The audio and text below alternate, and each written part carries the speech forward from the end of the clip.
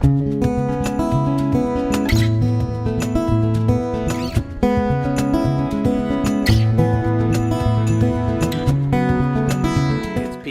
homesteading. We're in the sugar shack this morning, and yesterday I started boiling some sap.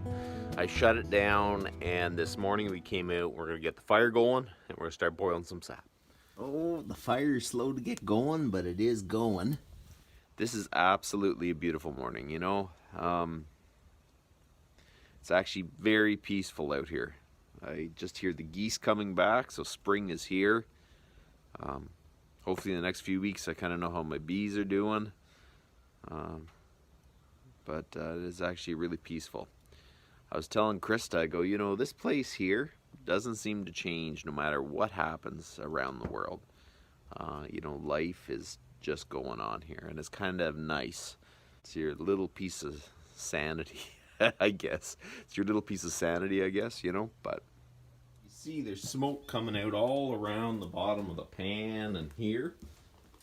As soon as my chimney warms up, it'll cause draft, and then you won't have any of this. But we got to get the fire going good. 4:30, and we boiled about 1,000 liters of sap. I'm going to go over my homemade evaporator. A lot of people have seen it, but I have a lot of new subscribers that probably haven't, so I'm going to show you. The fire is under here, and it boils under the main pan.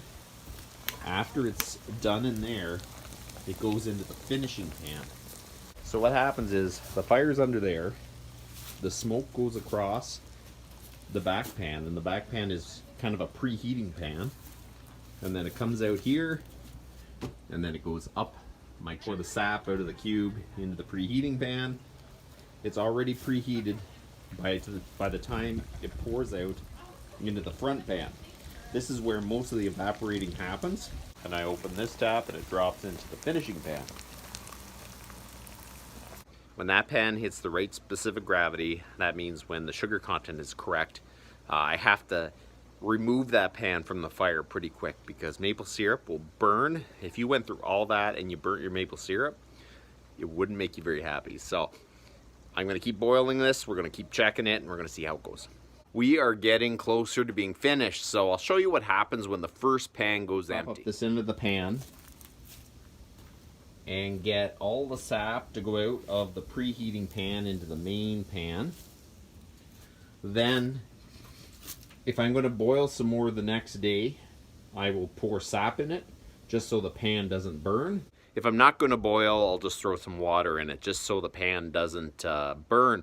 That is part of my chimney, so I can't lift the pan off, and I don't want to burn my pan. So the important thing is not to let the fire go down. Keep feeding it, because if you let it go down, it's hard to get it back.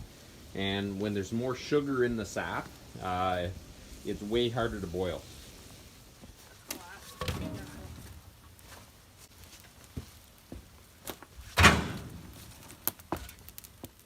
Maple syrup is one of those things, you start boiling it and you gotta boil until you're finished. Yesterday we started it. I wanted to do it a little more relaxed, so we shut it down. This morning I started it up and I came out here and we've been boiling it all day long, and we're coming down to the end, but it's still got a little bit to boil yet. And the whole idea of the whole thing is you don't slow down. You just keep feeding the fire, because if it ever stops boiling, you're in trouble.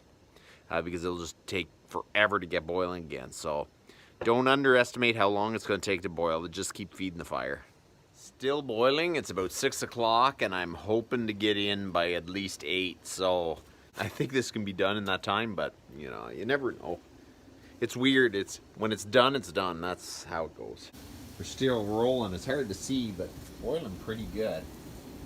As the sugar content comes up, it's harder to keep it boiling, so you got to keep at it. So when the maple syrup's ready, I pull it out on this rack, and then we start draining it into pots that have sealed lids so we can carry it back easy on the four-wheeler. So there you go. That's enough for today, and I'm going in, so you guys have a good one.